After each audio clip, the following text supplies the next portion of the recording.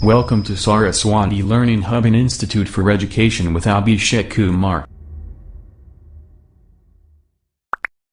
Welcome to SLH। संविधान की प्रस्तावना हम तीसरा चैप्टर करते हैं आगे। ये बहुत ही हेल्पफुल वीडियो है किसके लिए? PGT पॉलिटिकल साइंस के लिए और SST TGT के लिए and UGC net political science जो सेकंड पेपर होता है उसके लिए भी। तो हम इसको करते हैं सॉल्व।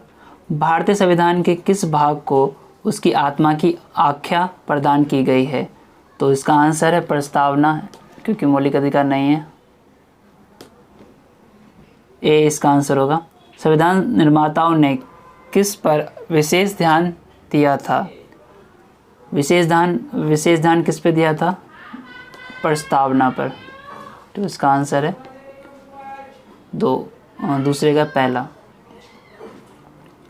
निम्नलिखित में जनप्रिय संप्रभुता है क्योंकि भारत के संविधान की प्रस्तावना शुरू होती है इन शब्दों में, हम भारत के लोग। तो इसका आंसर डी होगा। भारत को गणतंत्र क्यों कहा जाता है? इसकी विधानमंडलों की अधिकतम संख्या जनता द्वारा प्रत्यक्ष चुनी जाती है या यह राज्यों का एक संघ है? भारतीय संविधान मूलभूत अधिकारों का उपयोग करती है या यहाँ राज्य का प्रमुख निर्धारण अवधि के लिए निर्वाचित होता है? यानी इसलिए इसको गणतंत्र कहा जाता है क्योंकि राज्य का प्रमुख जो होता है वो निर्धारित अवधि के लिए निर्वाचित होता है। भारत है एक धर्मनिरपेक्ष राष्ट्र, हिंदू राष्ट्र, यानी कि धर्मनिरपेक्ष राष्ट्र है भारत।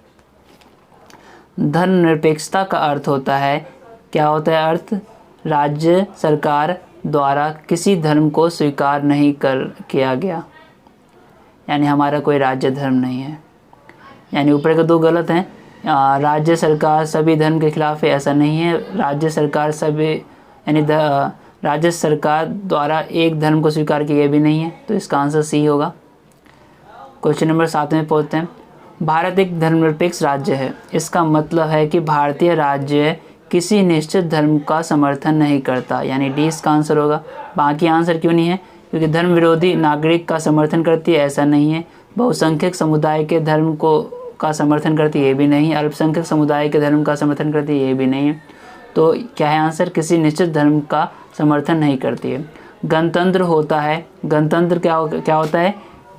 राज्य जहाँ पर अध्यक्ष वंशानुगत रूप से ना हो। तो ये है तुम्हारा डी इसका आंसर होगा। निम्नलिखित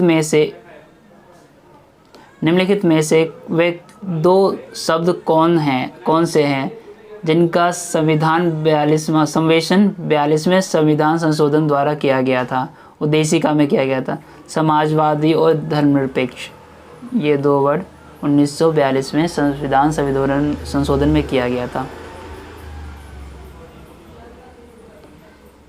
भारतीय संविधान की प्रस्तावना में भारत को किस रूप में घोषित किया गया है? एक संप्रभुत्व संपन्न समाजवादी धर्मनिरपेक्ष प्रजातांत्रिक गणराज्य के रूप में घोषित किया गया है। भारत एक गणतंत्र है, इसका अर्थ क्या हुआ? भारत में वंशानुगत शासक नहीं है। वंशानुगत यानी वंश के अनुसार शासक नहीं है। यहाँ पे शासकों का चुनाव 5 साल में होता है। निम्नलिखित में से कौन सा शब्द भारत के संविधान की उद्देशिका में नहीं है? लोक कल्याण शब्द भारत के उद्देशिका में नहीं है, बाकी समाजवाद, पंथनिरपेक्ष और प्रभुत्व संपन्न है।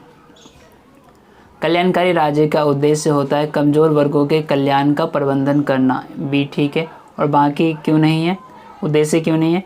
अधिकतम संख्या का अधिकतम कल्याण ये नहीं करता सुनिश्चित।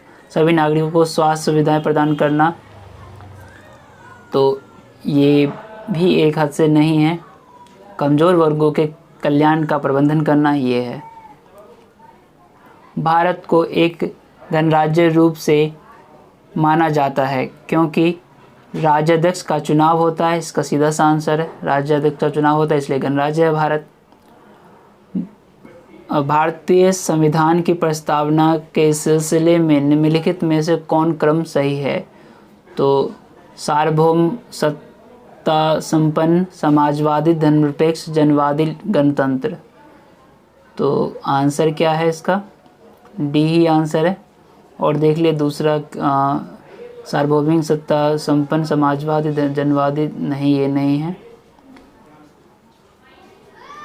जनवादी गणतंत्र है, यही ठीक है। उससे पहले धननिरपेक्ष समाजवाद, हाँ ये ठीक है, ये कर्म ठीक है, इस क्रम के अनुसार बैठेगा। आगे बढ़ते हैं क्वेश्चन नंबर 15 के बाद।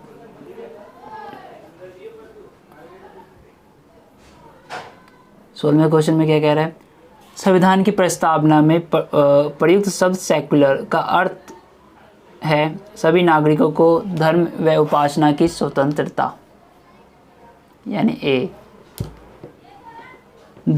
शब्द धर्मनिरपेक्ष भारत के संविधान की प्रस्तावना में जोड़ा गया था 1900, ये कब जोड़ा गया था, यह वर्ष 1976 में जोड़ा गया था और 42वें संविधान संशोधन में जोड़ा गया था। इसका आंसर 1 और 3 सही है, इसलिए बी इसका आंसर ठीक है।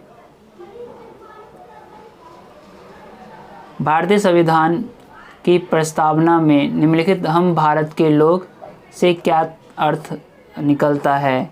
इसका अर्थ निकलता है संविधान का निर्माण भारत की जनता द्वारा हुआ, या भारतीय गणराज्य की प्रभुसत्ता जनता में निहित है। तो इसका आंसर देखते हैं।